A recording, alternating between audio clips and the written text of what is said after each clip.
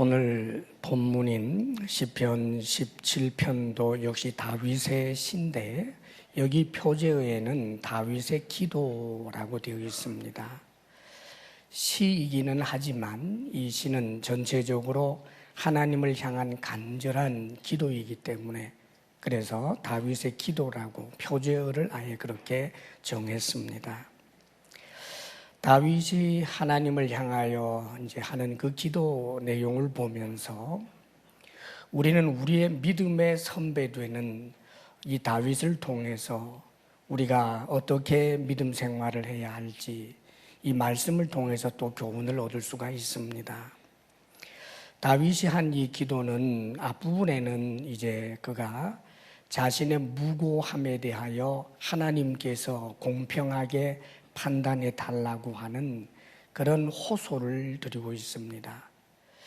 이 시의 배경이 아마 다윗이 사울과 또 그의 추종 세력들에 의해서 목숨의 위협을 받으면서 이리저리 도망을 다니던 그 박해의 시절이었을 것으로 학자들이 추정합니다.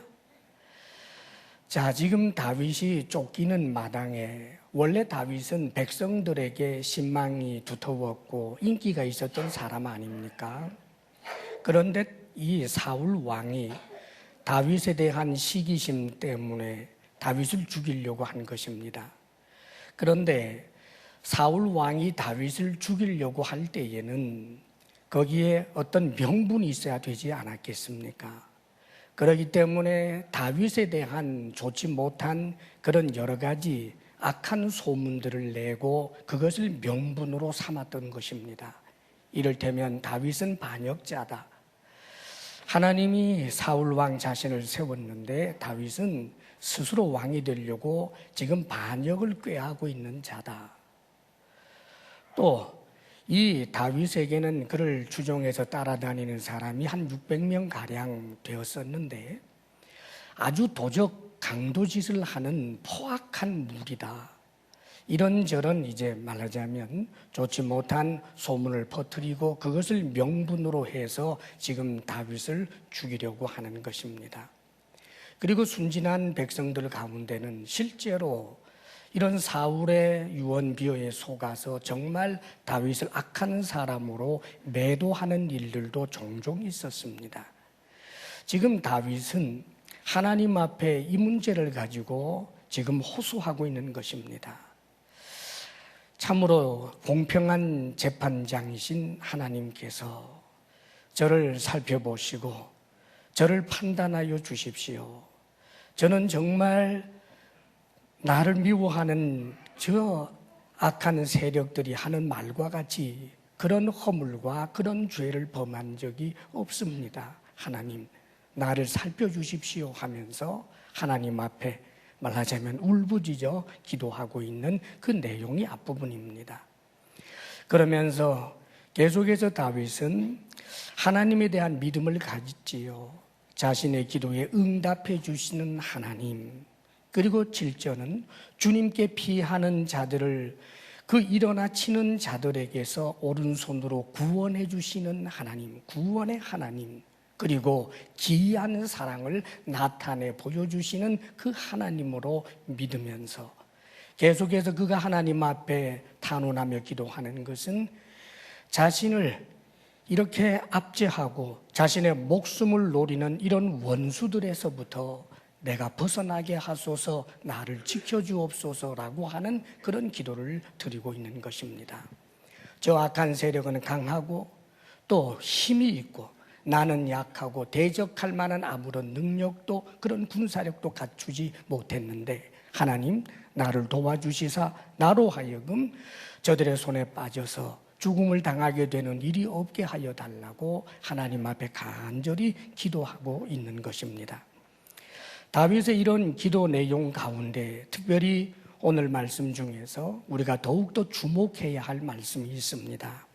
14절 말씀을 우리 함께 읽겠습니다. 14절 다 같이 시작.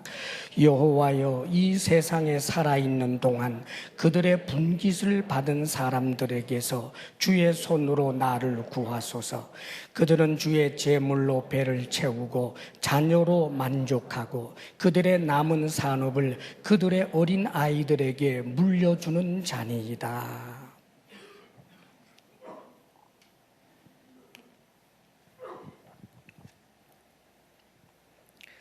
지금 다윗은 이 세상에 살아있는 동안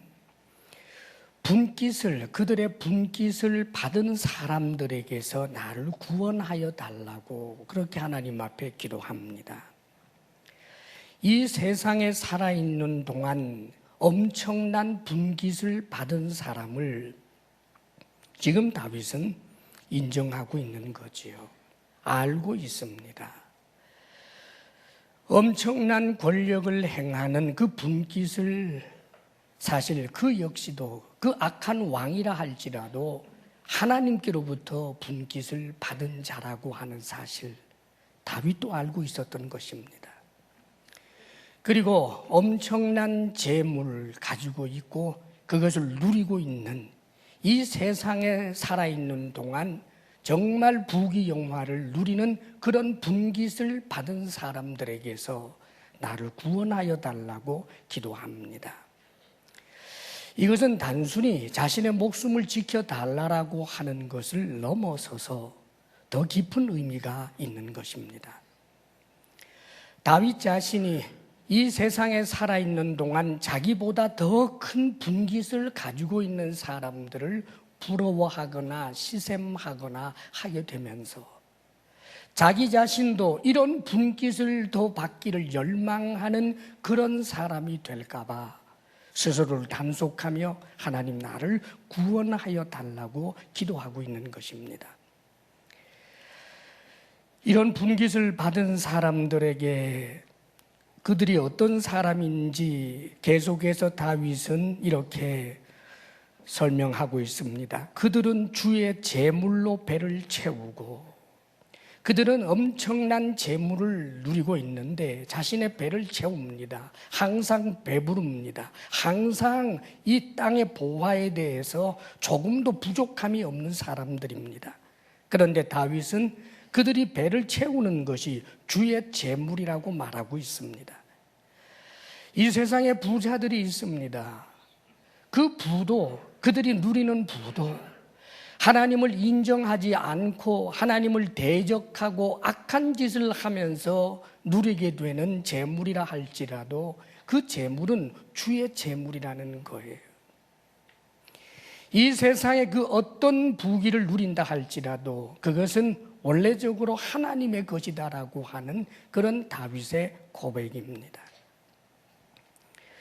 주님의 제물로 주님께서 기뻐하시는 뜻을 따라 살지 않고 자신의 배만 채우는 그런 호의호식하는 부귀영화를 누리는 사람들, 지금 그들을 다윗이 보고 있는 거예요. 자녀로 만족한다고 그럽니다. 이웃에게는 관심이 없습니다. 선과 의 여기에는 별 큰 관심 없습니다. 다만 내 자식이 내가 누린 이 부귀영화를 계대해서 누리기만을 바라고, 그래서 요즘으로 말한다면 맞춤 교육을 모든 것을 투자해서라도 시키고 머리가 따라주지 아니하면 어떻게 돈을 바리바리 싸가지고라도 외국에 유학을 보내서 그래서 학위라도 따게 만들면서라도 그 자녀에게 만족하는, 자녀가 우상이 되어 있는 그런 사람들, 그들의 남은 산업을 그들의 어린 아이들에게 물려주는 자니다라고 그렇게 말하고 있습니다. 무슨 이야기예요? 아직까지 부모로부터 자녀를 물려받을 만한 인격적 성숙함이나 아직 성인이 되지 않았는데도 불구하고 그 어린 아이들에게 남은 재산, 쓰고도 남은 재산 얼마나 많은지 또 쓰고 또 써도 그래도 잉여가 되는 그 재산을 어린아이들에게 남겨주거나 그 자녀의 아이, 말하자면 손주, 손녀들에게도 남겨주는 그런 부귀영화를 누리는 자들을 지금 다윗이 바라보면서 저들의 손에서 나를 구원하여 달라고 하나님 앞에 기도하고 있는 것입니다. 실제로 사랑하는 여러분, 이 다윗 시대에 이런 일들이 얼마나 많았겠습니까? 귀족의 자식은 귀족이 되고 부자의 자식은 그냥 부자고 자자손손 부자, 자자손손 귀족. 옛시대 그랬지요. 그러면 오늘날은 어떻습니까? 보통 하는 말 가운데 부자가 3대 가는 것을 보기 어렵다라고 하지만 사실 우리는 그 말이 얼마나 사실은 허점이 많은지 압니다. 지금처럼 고도로 발달한 그런 민주사회임에도 불구하고 흔히들 금수저 이야기 우리 하고 있지 않습니까? 대대로 계속해서 기득권층을 이루고 부자가 부자로 계속해서 계대하여 가고 권력 있는 사람들은 계속해서 그 권력의 주변을 그의 자녀, 손주까지 계속해서 누리면서 살아가는 그런 모습들을 지금 우리가 살고 있는 이 세상에서도 보고 있습니다. 하물며 다윗 때이었겠습니까, 여러분? 그런데 사랑하는 여러분, 지금 다윗은 이들을 부러워하고 있는 것이 아닙니다. 오히려 이들을 고발하고 있지요. 조금도 부러워하지 않습니다. 이 세상에 살아있는 동안 엄청나게 누리는 그 부귀영화라고 하는 그 분깃, 그것은 이 세상에 살아있는 동안만 누리는 분깃이기에 다윗은 그것 말고도 더 영원한 분깃을 기대하고 있었기에 이것을 그렇게 부러워했던 것이 아닙니다. 만일 다윗이 이 세상에서 살아있는 동안에 누리는 그 분깃에만 마음이 빼앗겨 있었다면 기왕에 이미 사무엘 선지자로부터 다음 왕이 될 것이라고 하는 기름 부음을 받았겠다. 그렇다면 하나님을 향한 기도가 이런 기도가 되지 않았겠습니까? 하나님, 빨리 저에게 세력을 주옵소서, 저에게 힘을 주옵소서, 저 악한 왕들과 저 추종 세력들을 전부 쳐내고 내가 빨리 왕이 되게 해 주옵소서. 하나님이 나를 사랑하시지 않습니까? 그렇다면 나로 하여금 하나님을 잘 알지 못하고 하나님을 제대로 경외하지 못하는 저들보다도 천갑절이나 더 부귀영화 누리게 해 주셔야 되지 않겠습니까? 이런 식으로 다윗이 기도하지 않았습니다.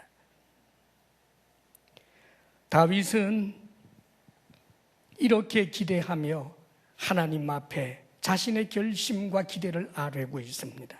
15절에 그가 말하기를 나는 의로운 중에 주의 얼굴을 배우리니 깰 때에 주의 형상으로 만족하리이다 라고 그렇게 하나님을 찬양하며 스스로 기대하고 결단합니다. 지금 다윗이 자신이 분깃이라고 생각하는 것이 있습니다. 그것은 자신이 의로운 중에 주의 얼굴을 뵙게 되는 것, 바로 그것입니다. 의로운 중에, 죄 가득한 중이 아니라 의로운 중에 주의 얼굴을 뵙게 되는 것, 그것을 그는 분깃으로 여기고 이 분깃이야말로 영원한 것이라고 지금 생각하고 있는 것입니다. 깰 때에 주의 형상으로 만족하리이다. 깬다라고 하는 것은 잠자고 일어나는 것인데 그저 일상적으로 내가 매일매일 주의 얼굴을 배우고 예배하면서 주님의 얼굴을 뵙는 그런 예배 행위로 말미암아 나는 만족하겠습니다 라고 하는 의미가 한 가지 있지만, 그러나 보다 더 궁극적인 의미가 있습니다. 여기서 깬다라고 할 때 이 깰 때에는 죽음에서부터 깨어나는 것을 의미합니다. 14절에 말한 것처럼 이 세상에 살아있는 동안이라고 하는 이 구절과 대조를 이루는, 살아있는 동안의 분깃으로 끝나는 사람들 있지만 자신은 깰 때에 주의 형상으로 만족하겠다는 거예요. 사랑하는 여러분, 다윗이 생각하고 있는 이 분깃이 무엇입니까? 언젠가 우리가 주님 앞에 서게 될 때 그 주의 얼굴을 뵙게 되는 것, 의로운 상태로 주의 얼굴을 뵙게 되는 것, 그것을 다윗이 소원하고 있고 그것을 자신의 분깃이라고 여기고 있고, 뿐만 아니라 부활의 영광에 참여하여 주의 형상을 이루게 되는 것, 이것으로 자신을 만족하게 될 것이라고 하나님 앞에 고백하고 있는 것입니다. 사랑하는 여러분, 우리에게는 어떤 분깃이 있습니까? 이 세상에 살아있는 동안 우리는 어쩌면 하나님을 알지 못하고 오히려 악한 자들조차보다도 이 세상에 살아있는 동안 우리의 분깃은 적을 수 있습니다. 우리의 신분이, 우리가 가진 재물이, 우리의 인기가, 우리의 명성이 하나님을 알지 못하고 하나님을 대적하는 이들이 누리는 분깃보다 훨씬 작고 초라할 수 있습니다. 그렇다면 부러워하시겠습니까, 여러분? 세상에 살아있는 동안 내 분깃이 작다고 하는 것 때문에 스스로를 한탄하면서 하나님 앞에 원망하는 그런 삶을 살겠습니까? 우리는 그럴 수 없습니다. 우리는 이 다윗의 고백과 같은 의로운 중에 주의 얼굴을 뵙게 될 것을 기대하는 사람들, 믿음의 공동체이기 때문입니다. 사랑하는 여러분, 우리가 진정으로 기대하고 소원하고 만족해야 할 중요한 영원한 분깃이 있습니다. 주님을 뵙게 되는 거지요. 누가 있어서 주의 얼굴을 뵙겠습니까, 여러분? 그 엄청난 하나님의 얼굴을 말입니다. 전날에 모세조차도 하나님의 얼굴을 뵐 수 없었습니다. 그러나 사랑하는 여러분, 주를 믿는 우리들은 나중에 반드시 우리 하나님을 그 얼굴을 대면하여 보게 될 날이 올 것입니다. 그런데 사랑하는 여러분, 하나님의 얼굴을 대면하여 보는 그날, 우리 주의 얼굴을 대면하여 보는 그날에 우리가 의로운 중에서 보게 된다라고 하는 사실을 기억해야 합니다. 그래야 복되기 때문입니다. 그래야 영원한 분깃이기 때문입니다. 만일 우리가 주의 얼굴을 뵙는데 그때 우리가 의로운 중에 나타나지 않고 죄인으로 주의 얼굴을 뵙게 될 때, 사랑하는 여러분, 우리의 분깃은 천국이 아닙니다. 우리의 분깃은 영원한 지옥 불못입니다. 지금 다윗은 주의 얼굴을 뵙게 될 때, 하나님의 얼굴을 뵙게 될 때 자신이 의로운 중에 나타나게 될 것을 기대하고 있습니다. 왜냐하면 이것이 주의 은혜이기 때문입니다. 요한계시록에 보게 되면 특별히 7장에 이런 내용이 기록이 되어 있습니다. 여러 민족, 방언, 족속으로부터 수없이 많은 무리들이 흰옷을 입고 종려나무 가지를 들고 하나님을 찬송합니다. 구원하심이 보좌에 앉으신 하나님과 어린 양께 있도다, 이렇게 찬양을 하면서 천군 천사들과 더불어 하나님을 경배하는 장면이 요한계시록 7장에 나옵니다. 그런데 그 7장에 계속해서 이 흰옷 입은 자가 누군지에 대해서 설명해 주고 있습니다. 이 흰옷 입은 사람들, 구원하심이 보좌에 앉으신 하나님과 어린 양에게 있도다라고 그렇게 감격의 노래를 부른 이 흰옷 입은 사람들이 누군가? 계시록 7장에서 설명해 주기를, 그들은 큰 환난에서 나온 자들인데 어린 양의 피로 자신들의 옷을 씻어 희게 된 자들이라고 그렇게 기록해 주고 있습니다. 사랑하는 여러분, 어린 양의 보혈로 그 옷을 씻어서 희게 된 사람들, 이 어린 양의 보혈로 깨끗한 옷을 입게 된 것은 무엇을 말합니까?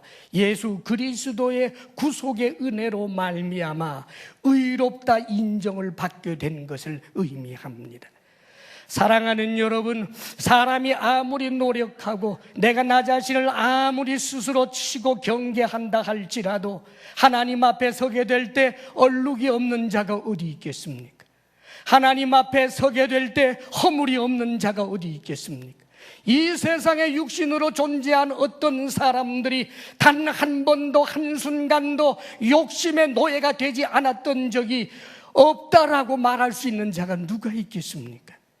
그런데 사랑하는 여러분, 예수 그리스도의 보혈로 죄 씻음을 받은 자들이 하나님 앞에 서게 되었을 때 전혀 어떤 얼룩도 없는, 어떤 흠도 없는 완벽한 의가 이루어져서 우리 예수 그리스도의 의, 영원하신 하나님의 그 의로 덧입혀져서 하나님 앞에 서서 구원하심이 보좌에 앉으신 하나님과 어린 양에게 있습니다. 그렇지요. 내 공로가 아닙니다. 나의 공로가 아닙니다. 전적으로 하나님의 은혜요. 예수 그리스도의 보혈의 은혜라고, 그것으로 이렇게 죄 씻음을 받고 구원을 얻었노라고 부르짖어 외치게 될, 하나님을 경배하게 될 바로 그 백성들, 그들이 우리 아닙니까 여러분? 이것이 바로 우리가 가지게 되는 영원한 분깃이 아닙니까? 이런 분깃이 있는데 이 세상에서 잠시 살아있는 동안 누리는 그 분깃 없다고, 그 분깃이 적다고, 그 분깃이 나를 만족시키지 못한다고 스스로를 저주받은 사람처럼 생각하는 것은 얼마나 어리석은 일입니까 여러분?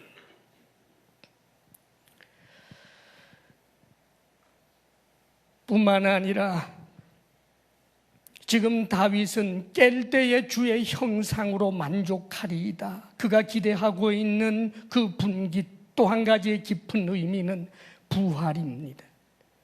이 부활로 주의 형상에 참여하게 되는 것을 고백하고 있는 거지요. 놀랍게도 다윗은 부활 신앙을 갖고 있었습니다. 그렇기 때문에 사도행전에서 베드로가 다윗의 그 시편을 인용하면서 다윗이 부활 신앙이 있었다라고 하는 것을 설교에 인용한 바가 있는데, 지금 여기서도 다윗은 깰 때에라는 표현을 씁니다. 죽은 것이 끝이 아니고 다시 깨어난다는 거예요. 그럴 때 그가 만족하는 것은 주의 형상이라고 말합니다. 여기서 주의 형상이라고 하는 것은 주님을 본다라고 하는 의미도 있지만 또 한 가지의 의미가 있습니다. 고린도전서 15장에 보면 부활에 관한 말씀이 쭉 기록이 되어 있는데 거기 49절에 이렇게 기록하고 있습니다. 우리가 흙에 속한 자의 형상을 입은 것 같이 또한 하늘에 속한 이의 형상을 입으리라. 무슨 말입니까? 우리는 흙에 속한 자의 형상을 입었습니다. 우리는 육신을 가지고 있습니다. 아담과 하와로부터 계속하여 내려온 이 육신 말입니다. 그렇지요. 땅에 속한 형상입니다. 그런데 땅에 속한 형상으로 땅에 떨어져 나중에는 썩어버리는 것으로 끝나지 않습니다. 우리에게는 하늘에 속한 이의 형상을 입게 될 것이라고 말합니다. 하늘에 속한 이, 그분은 하나님, 그분은 예수 그리스도이십니다. 우리는 그분의 형상을 입게 된다라고 표현하고 있습니다. 사랑하는 여러분, 하나님의 형상, 우리 주의 형상에 내가 참여하게 된다는 말이지요. 그렇기 때문에 고린도전서 15장에 부활한 우리들의 그 영광스러움을 이렇게 묘사해 주고 있습니다. 썩을 몸이 썩지 아니할 몸을 다시 입는다. 욕된 몸이 영광스러운 몸으로 덧입는다. 약한 몸이 강한 몸으로 덧입는다. 땅에 속한, 육신에 속한 몸이 신령한 몸으로 덧입는다라고 표현하고 있습니다. 사랑하는 여러분, 우리는 언젠가 우리 하나님 앞에 서게 될 때 우리가 이 땅에서 죽으면 내 영혼만이 물론 천국에 가겠지요. 죽은 사람들이 가는 곳, 하나님을 경외하고 말씀을 따라 사는 사람들이 죽고 그 영혼이 가는 곳이 있습니다. 우리 주님께서는 때때로 그것을 낙원이라고도 표현하기도 했고 혹은 여러 가지로 표현을 합니다만 우리의 영혼들만이 가는 천국이 있겠지요. 그러나 사랑하는 여러분, 우리 주 예수 그리스도께서 재림하시게 되는, 온 인류를 다 심판하시게 되는 그날이 오면, 사랑하는 여러분, 영혼이 천국에 가 있든지 그 영혼이 무저갱에 가 있든지 모든 영혼들은 다 부활하게 됩니다. 다 깨어나게 됩니다. 그런데 사랑하는 여러분, 깨어나서 참으로 예수 그리스도의 보혈로 정결케 된 이들에게는 참으로 영생복락이 주어지며 천국이 그의 분깃이 될 것이지만, 그러나 심판주 하나님 앞에 죄인으로 드러나게 되는 그 영혼들은 다시금 부활하여 새 몸을 입었으나 그 몸은 절대로 영광스러운 몸이 되지 못하고, 그 몸은 절대로 욕된 것에서 벗어나지 못한 여전히 더 욕된 몸이 될 것이며, 땅에 속한 몸에서 신령한 몸으로 변한 것이 아니라 여전히 땅에 속한 몸과 같이 되어서 마귀와 더불어 영원한 지옥 형벌에 던져지게 되는 것입니다. 사랑하는 여러분, 성경이 말하는 이 분깃, 이 소망을 여러분들은 알고 계십니까? 우리가 누굽니까? 우리에게 주어진 이 분깃은 이 세상 살아있는 동안 잠시 누리는 분깃과 비교할 수 없는, 하나님 자신이 우리의 분깃이 되고 우리가 하나님의 형상을 닮아 예수 그리스도의 부활하신 몸과 같이 우리가 그런 신령한 몸에 참여하게 되는 놀라운 영광이 우리에게 주어지는 것입니다. 이것이 우리가 만족할 일입니다. 오늘 내가 병들어 신임할 수 있습니다. 사랑하는 여러분, 늙고 병듭니다. 사랑하는 여러분, 우리의 몸은 욕되어서 선한 의지를 가진다고 할지라도 선한 의지대로 살아내지 못하는 그런 몸, 사랑하는 여러분, 참으로 우리의 욕된 몸, 그러나 그날이 오면 우리는 천사와 방불케 되는 그런 거룩하고 신령한 몸이 되어 우리 스스로에게 한없는 만족을 하며 하나님께 영광을 돌리게 될 것입니다. 우리가 예수 그리스도를 믿음으로 말미암아 하나님 앞에 의로운 자로 드러나 주의 얼굴을 뵙게 되고 부활하며 우리가 주의 그 영광의 형체에 참여하게 되는 자 된다는 것, 얼마나 감사한 일인지 모릅니다. 지금 다윗은 그것을 기대하는데, 그런데 사랑하는 여러분, 다윗이 이것을 기대하면서 그가 지불했던 대가가 무엇인지 아십니까? 예수 그리스도를 우리가 믿기만 하면 하나님 앞에 의로운 사람이 되어서 주의 얼굴을 뵙게 되고 부활의 영광스러움에 참여하게 된다. 맞습니다. 예수 그리스도를 믿으면 그렇게 됩니다. 십자가에 못 박혀 죽으신 예수 그리스도를 진정으로 믿는다면 그렇게 될 것입니다. 믿는다는 것이 무엇일까요? 단순히 아는 것을 말하지 않습니다. 믿는다는 것이 무엇일까요? 사랑하는 여러분, 믿음에는 대가 지불이 있습니다. 믿음에는 산 믿음이 있고 죽은 믿음이 있습니다. 지금 다윗은 저 구약의 백성으로 성령의 감동을 따라서 어려운 부탁의 부활의 영광을 바라보고 저 영원한 하늘나라의 분깃을 내다보면서 기대하며 살았는데, 사랑하는 여러분, 그 기대가 현실로 드러나도록 하기 위하여 끊임없이 다윗이 했던 일이 있습니다. 그래서 그는 기도하고 있는 것입니다. 그가 기도하면서 보여준 것이 있지요. 그는 이렇게 고백합니다. 4절 5절에 말씀하기를, 사람의 행사로 논하면 나는 주의 입술의 말씀을 따라 스스로 삼가서 포악한 자의 길을 가지 아니하였사오며 나의 걸음이 주의 길을 굳게 지키고 실족하지 아니하였나이다. 사랑하는 여러분, 하나님 앞에 서게 될 때 우리의 의의는 분명히 내 공로가 아닙니다. 주님의 은혜임에 틀림이 없습니다. 그러나 그렇다고 해서 하나님의 말씀에 상관없이 마음대로 살아도 좋다는 뜻이 아닙니다. 우리 하나님을, 우리 예수님을 주라고 부르면서 그분이 주님이고 내가 그의 종이어야 하는데, 내가 주의 길을 따라가야 하는데, 주의 말씀을 따라가야 하는데, 사랑하는 여러분, 예수 그리스도를 나의 종처럼 부리려고 하고 주의 길을 가는 것이 아니라 내 길을 주님이 따라와 달라고 계속해서 어깃장을 놓는 그런 삶을 살면서, 그것이 과연 믿음이라고 할 수 있을까요? 믿음이 아닙니다, 여러분. 그것은 미신입니다.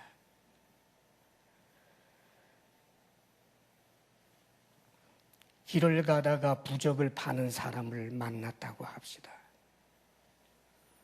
부적 한 장 이거 얼마요 하니까 10만 원이라고 합니다. 이거 사면 자자손손 큰 재물의 복을 받게 됩니다. 10만 원 그건 너무 비쌉니다. 딴 거 없어? 예, 요거 5만 원짜리가 있습니다. 그건 뭐요? 예, 이거 사다가 베개에 붙여놓게 되면 적어도 병 걸리지 않습니다. 건강하게 삽니다. 그거 손해볼 것 없구만 하고 5만 원 주고 샀습니다. 미신이지요. 예수님을 믿으면 천국 갑니다. 손해볼 것 없구만. 나 믿어.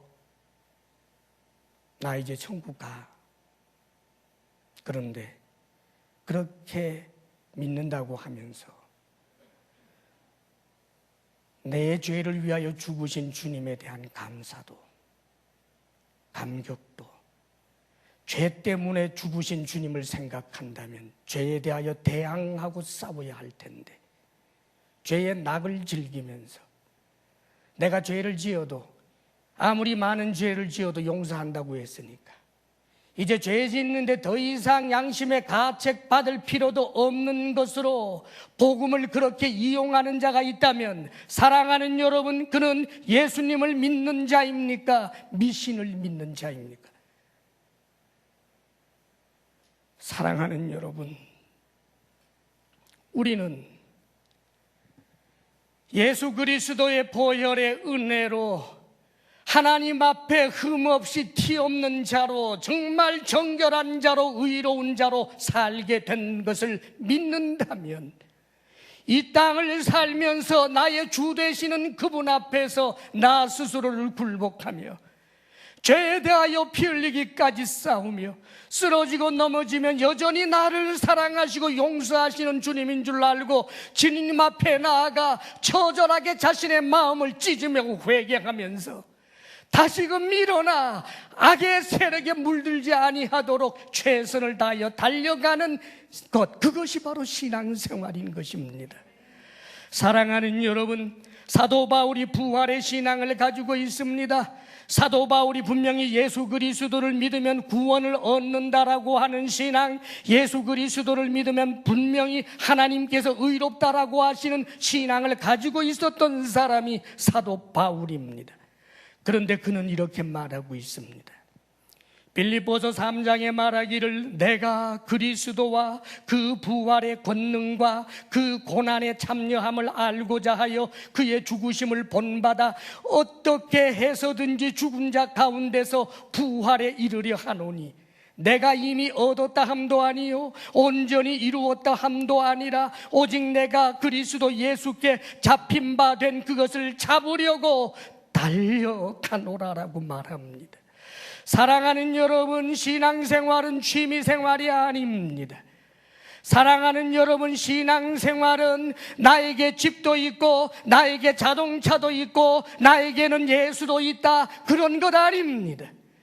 예수 그리스도만이 전부인 것입니다. 그분 이외에는 비교할 것이 없는 것, 그래서 그분을 향하여 달려가는 것, 그것이 바로 신앙인 것입니다. 그러므로 바울은 이렇게 고백합니다. 내가 선한 싸움을 싸우고 나의 달려갈 길을 마치고 믿음을 지켰으니 이제후로는 나를 위하여 의의 면류관이 예비되었으므로 바로 그날에 재판장 되시는 그분이 주실 것이다 라고 그렇게 말하고 있습니다. 사랑하는 여러분, 예수 그리스도를 믿는다라고 하는 것은 주 되신 그분 앞에서 그분과 함께 믿음의 길을 걷는 것을 말합니다. 사랑하는 여러분, 죄를 즐거워하는 것이 결코 아닙니다. 그러므로 다윗은 이 기도가 악한 세력으로부터 자신을 지켜달라고 한 이 기도가 오늘날 우리에게는 죄의 세력으로부터 그리고 저 악한 영으로부터 나를 지켜주시기를 소원하는 기도가 되어야 된다는 뜻입니다. 사랑하는 여러분, 우리가 살고 있는 지금 이 세상에서 내 생명을 위협하는 그런 구체적인 혈과 육이 어디에 있겠습니까마는, 저 북한을 제외하면 그런 일이 있을 수 없겠습니다마는, 그러나 기억하십시오. 우리의 영혼을 도적질해버리려고 하는 악한 세력, 죄의 세력이 있고 악한 영이 있습니다. 호시탐탐 노려보면서 애워싸는 죄의 세력들, 젊은 사자와 같이 우리를 찢어 발기고 삼키려고 하는 악한 영, 그 가운데서 우리는 신앙생활을 해야 하는 것입니다. 그러므로 깨어 기도하며 하나님께서 우리에게 주실 영원한 구원의 영광을 바라보며, 이 세상에서 나의 분깃이 적다 할지라도 절대로 낙심하거나 원망하거나 누구를 너무나 부러워하거나 수단 방법을 가리지 않고 나 역시 이 땅의 분깃을 넓혀가겠다라고 하며 살아가는 것이 아니라, 땅의 분깃은 하나님께 맡기고 더 큰 관심, 의의 길을 걷는 것입니다. 사랑하는 여러분, 우리가 가는 이 믿음의 길이 영원한 분깃의 길이라는 것을 잊지 말고 신앙생활에 최선 다할 수 있기를 주의 이름으로 축복합니다. 기도하겠습니다. 간절한 마음을 담아 주님 앞에 우리가 기도하기를 원합니다. 세상에 살아있는 동안 잠시 누리다가 영원한 분깃을 받지 못하는 사람들보다 이 땅의 분깃이 비록 작다 할지라도 주의 얼굴을 볼 수 있는 그 분깃, 주님이 나의 분깃이 되어주시고 주의 형상에 참여하게 되는 그 분깃을 생각하며 오늘도 믿음으로 살게 하소서, 죄에 대하여 대항하며 살게 하여 주소서, 주님과 동행하게 하여 주옵소서. 주님 앞에 간절함으로 기도할 수 있기를 바랍니다. 아버지 하나님, 주님 앞에 머리 숙여 아버지 하나님, 이 세상 살아있는 동안 우리들보다 훨씬 크고 많은 분깃을 누리고 있는 사람 있다 할지라도 아버지여, 이 땅에서의 우리의 분깃이 비록 초라하고 적은 것이라 할지라도 아버지 하나님, 우리의 소원은 오직 의로운 중에 주의 얼굴을 뵙는 것, 저 부활의 날 주의 형상에 참여하게 되는 것. 오 하나님, 우리가 그 분깃을 사모하옵고 그 분깃을 우리에게 주실 하나님을 기대하며 찬양합니다. 우리에게 주신 이 놀라운 분깃을 우리가 소홀히 여기지 아니하며 아버지 하나님, 땅의 분깃 때문에 하늘의 분깃을 잃어버리는 어리석은 삶을 살지 않게 하옵소서. 오 주여, 죄의 세력이, 악한 영이, 우리의 욕심이 우리의 영원한 분깃을 뒤엎으려 하나이다. 우리를 긍휼히 여기시고 우리가 이 믿음의 길을 온전히 걸어가도록 도와주옵소서. 사랑하시는 아버지 하나님, 여기 주의 사랑하는 백성들이 우리에게 주신 크신 은혜를 생각하며 하나님 앞에 하나님을 경배하는 마음으로 예물을 올려드립니다. 하나님께서 주신 것 가운데 다만 구별하여 드리는 것뿐이오나 아버지여, 아버지여, 하나님께서 마치 없는 자처럼 우리 손에서 받아주시오니 참으로 감사합니다. 아버지여, 하나님께 드림이 우리에게 기쁨이 되게 하옵시며 아버지여, 힘을 다하여 드리며 삶의 모든 애환과 핍절한 중에서도 드리며 정직하게 드리는 사랑하는 주의 백성들을 오른손으로 붙드시사 저들의 필요를 따라 하늘로부터 응답하시고 아버지여, 땅의 모든 필요를 공급하여 주옵소서. 주의 사랑하는 백성들에게 건강의 복을 주옵소서. 마음의 평강 주옵소서. 부부사랑 돈독하게 하옵소서. 우리들의 자녀가 우리와 한 가지로 영원한 하늘 분깃 누리게 하여 주옵소서.